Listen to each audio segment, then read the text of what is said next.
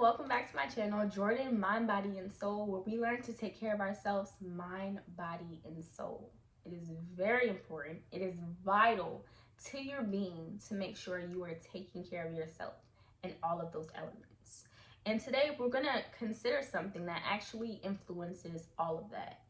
And it's when you hate your job. Now listen. There's a lot to take into consideration when watching this video. This isn't a we'll quit tomorrow video, and this isn't a well you gotta do what you gotta do video either. It's one of those videos where you're just gonna have to listen to what I'm saying and consider it and apply it to your situation. Consider it and apply it to your life. There's a few things that have to be considered when you're having this feeling. And it's important for you to address it from many aspects, but these are just the aspects that I find to be most important, okay? So we're gonna get right into it. Okay, so first, understand this has nothing to do with being ungrateful. I say a lot of people, especially in, I'd say my parents' generation, so we'll say in the older generations, will say, well, you better be thankful that you have a job. Facts. But it doesn't mean that you have to be, you can be thankful and you can be grateful, but you don't have to feel in debt to it. Like, you don't have to feel like, well, you're right, I'm just gonna stick here and figure it out. You don't have to feel that way. You're allowed to feel upset or uneasy. Anything and everything that you feel, you have the right to feel it. There's many reasons why you are feeling that upsetness, right? There's a lack of fulfillment somewhere in there. So you can argue it and say, maybe you aren't doing the right job, or maybe you aren't working in the right industry, or maybe you're in the wrong position. Like, there's many things to consider, but let's first consider this. It has nothing to do with you being ungrateful. That is not the case. You are grateful, you are thankful. However, you are also acknowledging you want something else, and that's okay. That's life. We are here to elevate. We are here to evolve. And when you experience something and then you notice, this isn't for me, you're evolving. You're having that experience, you're building up that experience, and you're saying, wow, this is this, and this is something that I may have once really wanted, I don't anymore. That's cool. Okay, so the first thing that I really had to notice is I think a lot in society, especially the way our school systems are and the way society is structured, we're kind of taught that our skills and our education is our passion. And sometimes they do overlap. Sometimes they're the same thing, but sometimes they're not. So let me explain it. So let's say you have somebody who's really good at math, and they've always been good at math. Like, since they've learned 1 + 1, like, math has come to them easily, naturally. So they go throughout school always being great in math, and then they attend college and they're like, I'm gonna major in math, I'm gonna be a math teacher, because this is a skill that they've always had. They've always excelled in school in math. So now they're like, I'm gonna be a math teacher, right? But the entire time, if you really pay attention to them, and this person really does their introspection, they would see they are passionate about fashion. They've done everything in their power to always look their best. They know what material goes with what material. They know what colors go with what colors. They know the seasons you should be wearing certain clothes and colors, and they've taken like a passion for fashion. And because that's not something that we're necessarily like, this is a job. Like, you can grow up and be a fashion designer. You can grow up and be an interior designer. Like, it's not necessarily something that's promoted in our society as an option. We kind of put it off to the side. Like, math teachers are common. Like, you know, you could be a math teacher. You're so good at math that we take our passions and we take things that we really like and we would desire, and we say, oh, well, that'll just be my hobby. Oh, that'll just be the thing that I do on the side, or I save for the weekends, instead of being like, hey, this is something over here. I can actually make a living off of this.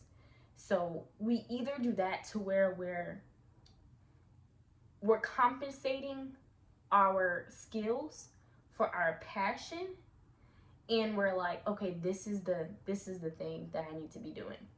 Another thing that happens, another dynamic that happens in our society is sometimes our passion is not as profitable as our skill or as other things that we could be doing. So let's say there's a person who's a doctor and they're like, I worked so hard to get here, it takes so long, I put so much money, so much effort into becoming a doctor, I make 300,000 plus a year, like I'm good to go.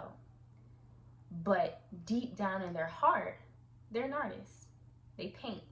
They paint murals, they paint portraits, they paint, and they can paint their butt off. And everyone in their neighborhood knows, anyone who knows them knows, they're an amazing artist. And if they just use the time and dedicated it to creating their artwork, not only would they be fulfilled, not only would they feel so happy because they're doing something that they genuinely love and they're genuinely passionate about, they don't want to take that initial pay cut.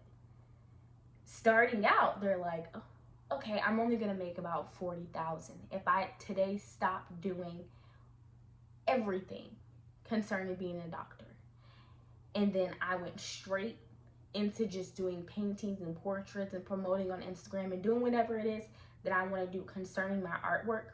Starting out, let's say the first year, I'm only gonna make 40,000. And these numbers are just to give you an idea of everything, right? They can make more, they can make less.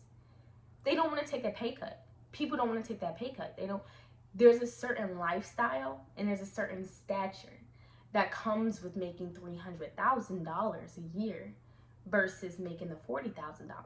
And a lot of people don't want to sacrifice that much of a pay cut. So they'll say, okay, I'm going to stick to this. And then once I'm 45 and 50 and ready to retire, then I'm going to pursue my passion for the rest of my life. Here's the thing with that, right? That is assuming that you were going to make it to that 45, 50 age range. What if you don't? What if you don't? In your whole life, you said, well, I'm going to wait till then. I'm going to wait till then. I'm going to wait till then. And it doesn't happen.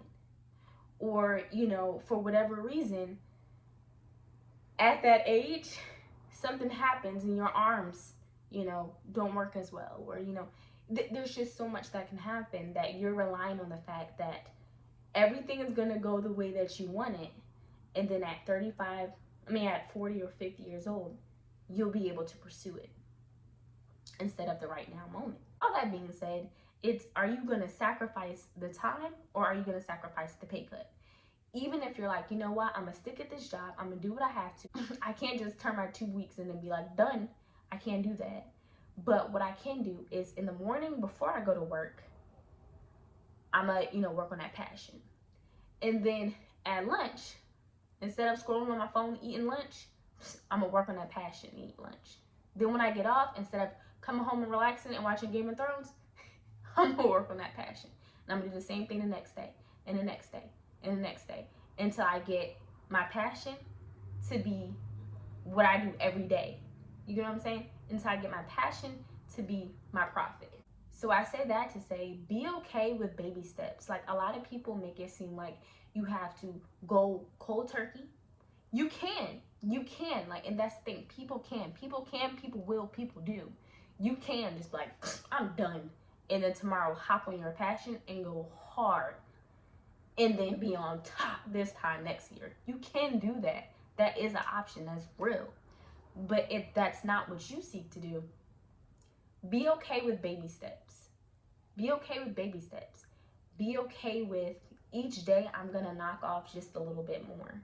I can't just do all of it at once, but each day I'm going to knock off a little more, right? Because until you can, I'm going to bite off a little bit, bite off a little bit more, I'm going to bite off a little bit more, and until you can take that full bite, you're still being fed by those smaller bites, by those baby steps, those walks. You're walking, if it's baby steps and you look back, yeah, it's smaller steps, but you still covered some distance. So be okay with that. The other thing, of course, is to make sure you're doing what you want to do for you. There's a lot of people who their parents have put pressure on them. Maybe they have like everyone in their family is a doctor, everyone in their family is a nurse, everyone in their family is in the military, that they feel that pressure like, now I have to do this. And they'll do it and they'll be unhappy doing something because of legacy. They'll be unhappy doing something because 30 generations have done it. And it's not worth it. It's not worth it because we only get this one life. A lot of us like to live and kind of operate like we're going to be here forever, but we're not. We're not going to be here forever. Nobody's going to be here forever. And you don't know when your day is going to come. You get what I'm saying? So if you constantly have like that arrogance of like, man, I do it when I can. I do it when I want. Like, I'll figure it out. You may not ever have that opportunity. So you have to think like, I need to do it for me. I need to do it for my happiness. I need to do it for myself. Either taking those baby steps or being like, I'm out. Do it for you. When you look at all these big corporations and these big businesses, and you look at the families that own America or England or the families that own the world's wealth, they're all interconnected. They all know each other somehow. They're all family. They're all related. They keep it here. And it's the same thing. And I think especially for Black people, we're not always taught that. We're taught, oh, you want something, that's the big name, go over there and get it, versus build that up yourself. And it may take years, it may take generations, but we can have that too, and we can keep it in our family and start building off that wealth. So this is a lot, and it kind of got a little all over the place at times. But all in all, what I'm saying is, if you are feeling the feeling of not liking your job, not liking your position, it's time to do some introspection. Something has to change. Our lives are short, right? Even if you live to 100, it's gonna go by fast. I know somebody who was 88 years old. I was talking to her on the phone the other day, and she was like, it went by quickly.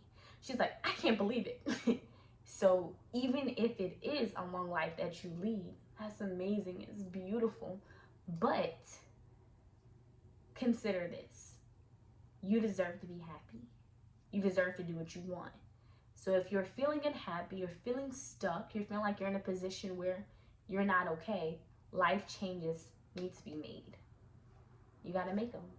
So thank you for watching, guys. Don't forget to like, comment, subscribe, and share.